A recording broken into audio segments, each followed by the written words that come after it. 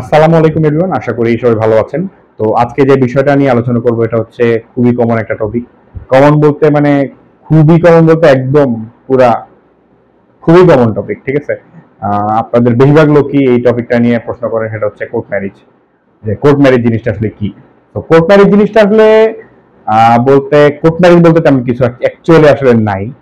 আহ, যেটা আসলে আছে সেটা আমরা টার্মটা বানাই নিছি, আমরা সাধারণ মানুষরা যারা আছি তারা আমরা আসলে কোর্টে গিয়ে যদি কারো বিয়ে করতে দেখি তখন আমরা বলি যে ও কোর্ট ম্যারেজ করে আসছে, যে ও কোর্টে গেছে, কোর্টে গিয়ে ও বিয়ে করে আসছে, মানে ও কোর্ট ম্যারেজ করে আসছে। এই টার্মটা আমরা সাধারণ মানুষরা বানিয়ে নিছি, বাট অ্যাকচুয়ালি আসলে কোর্ট ম্যারেজ বলতে তেমন কোনো টার্ম নাই, লিগাল টার্ম নাই আর কি।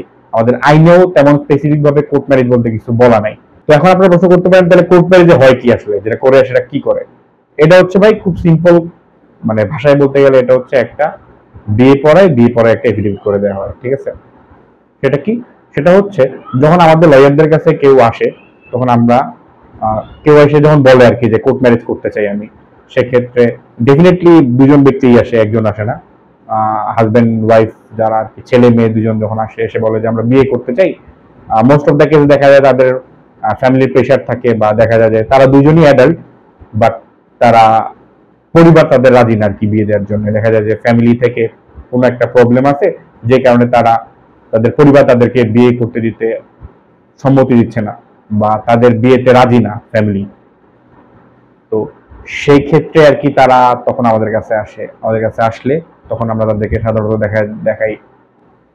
তো আমাদের কাছে আসলে তখন আমরা আর কি সাধারণত, যেহেতু তারা দুজনই অ্যাডাল্ট, তো তাদের তো দুজনেরই বিয়ে করার ওই নিজের বিয়ে সিদ্ধান্ত নিজের নেওয়ার অধিকারটা আছে। তো সেক্ষেত্রে আমরা যেটা করি, তাদেরকে কাজী ডেকে এনে, লয়ারকে আমরা, তো সেক্ষেত্রে আমরা লয়াররা যেটা করি, একজন কাজী ডেকে আনি। আমাদের মোস্ট অফ দ্য লয়ারদেরই পার্সোনাল কাজী থাকে। তো কাজীরা এসে ওই বিয়েটা পড়ায় দেয়, একদম ইসলামিক শরিয়া অনুযায়ী, ইসলামিক সমস্ত ধর্মীয় রীতিনীতি ফলো করেই বিয়েটা পড়ানো হয়। আর মানে সোজা কথায় আমাদের অ্যাকচুয়াল বিয়ে যেভাবে পড়ানো হয় সেভাবে বিয়ে পড়ানো হয়। বিয়ে পড়ানো শেষে আমরা লয়াররা যেটা করি, একটা এফিডেভিট করে দিই।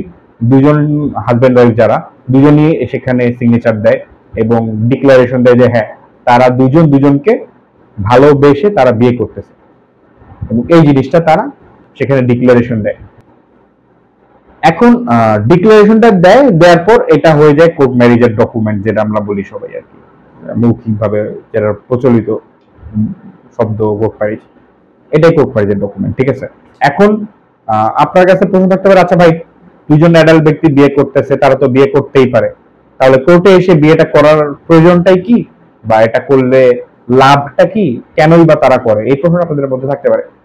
এখন তারা আসে হচ্ছে ভাই এফিডেভিটের জন্য।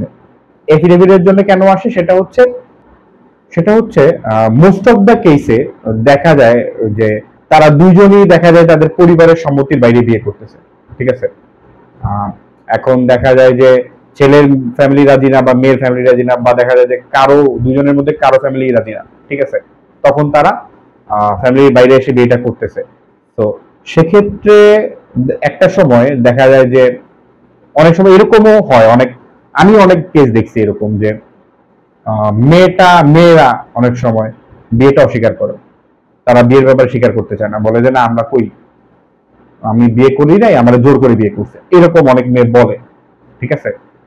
অনেক মেয়ে দেখা যায় যে এমনও আমি দেখছি যে যখন বাবা মায়ের কাছে বা বাবা মায়ের ইনফ্লুয়েন্সে চলে যায় মেয়েরা, তখন দেখা যায় অনেক মেয়ে, সব মেয়ে না, সব মেয়ে তো একরকম না, কিছু কিছু মেয়ে তারা দেখা যায় যে তারা একদম মত বদলায় ফেলে, তারা একদম 180 ঘুরে যায়, ঠিক আছে? 180 ডিগ্রিতে ঘুরে তারা দেখা যায় যে তাদের পুরো ডিসিশনই, দেখা যায় তাদের একদম পুরো মতই চেঞ্জ, ঠিক আছে? মানে হচ্ছে সে নিজের ইচ্ছায় বিয়ে করছে, নিজের ইচ্ছায় ছেলের সাথে পালায় চলে আসছে। কিন্তু সে দেখা যায় যে আমি দেখছি, সে এমনও দেখছি, এক মেয়ে এসে বলতেছে যে তারা নাকি কিডন্যাপ করে নিয়ে আসছে ছেলে, বাট তারা কিন্তু অ্যাকচুয়ালি বিয়ে করছে। মানে মেয়ে নিজের ইচ্ছায় ছেলের সাথে পালায় বিয়ে করে ফেলছে, বাট মেয়ে দাবি করছে পরবর্তী যখন তার বাবা মায়ের সংস্পর্শে আসছে, বাবা মায়ের ইনফ্লুয়েন্সে আসছে, বাবা মা বুঝাইছে, তখন সে গিয়ে নিজের মুখে বলতেছে না, ওই ছেলে আমারে উঠায় নিয়ে আসছে, কিডন্যাপ করে নিয়ে আসছে। এখন ছেলেটার কি হবে? ছেলেটা কিন্তু তখন ফাঁসে যাবে। সে বিয়ে করে দুজনের কনসেন্টে নিয়েই বিয়ে করে সে উল্টা ফাঁসে যাবে যে সে জোর করে একটা মেয়ের উঠে এনে বিয়ে করে, সে কিডন্যাপিং এর মামলায় পড়ে যেতে পারে। এই ধরনের রিস্ক যেন কখনো না হয়। বা অনেক সময় দেখা যায় যে ছেলেরাও কিন্তু সব দিক দিয়ে ভালো যে তা না, ছেলেরাও কিন্তু অনেক সময় দেখা যায় যে তারা তাদের মানে বিয়েটা নিয়ে অস্বীকার করে বসতে পারে।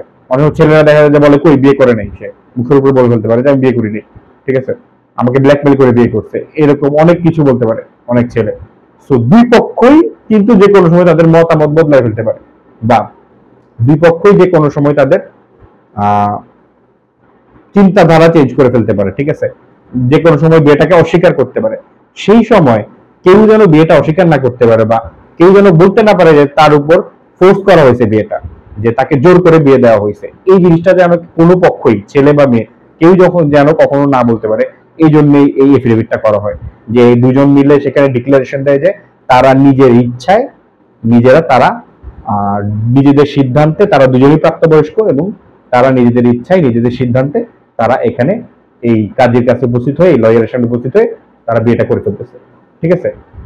এই জিনিসটা যে তারা ডিক্লারেশন দিচ্ছে, এই ডিক্লারেশনটা দেওয়ার কারণে পরবর্তীতে তারা এটা অস্বীকার করতে পারে না যে হ্যাঁ সে যে একটা বিয়ে করছে নিজের ইচ্ছায়, এটা সে পরবর্তীতে তার কনসেন্টের ব্যাপারে অস্বীকার করতে পারে না, যার কারণে পরবর্তীতে অন্য আরেকটা পার্টি বা অন্য আরেকটা পক্ষ সাফার করতে হয় না, ঠিক আছে।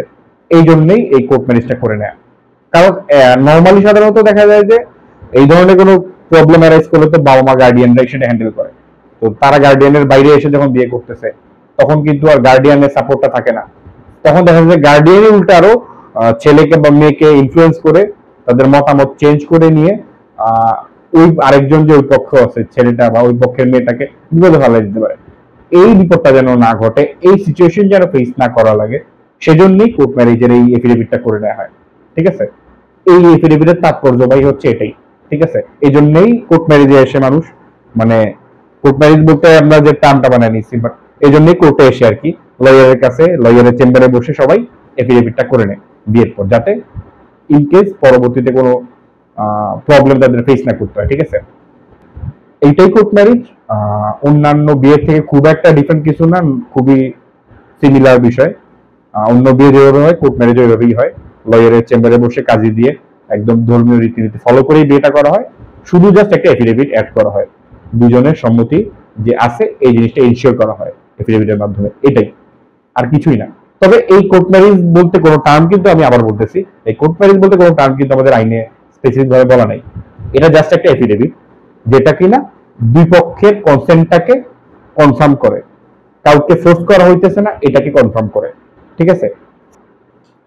ফোর্সফুলি কোনো পক্ষের কনসেন্ট নেওয়া হচ্ছে না এই জিনিসটাকে কনফার্ম করে, এটাই হচ্ছে এফিডেভিটটার তাৎপর্য, এর বেশি কিছুই না, ঠিক আছে। এই জন্যই মানুষ কোর্টে এসে লয়ারের কাছে এফিডেভিট করে বিয়েটা করে ফেলে, বিয়ে করে এফিডেভিটও করে, দুটোই একসাথে করে, ঠিক আছে।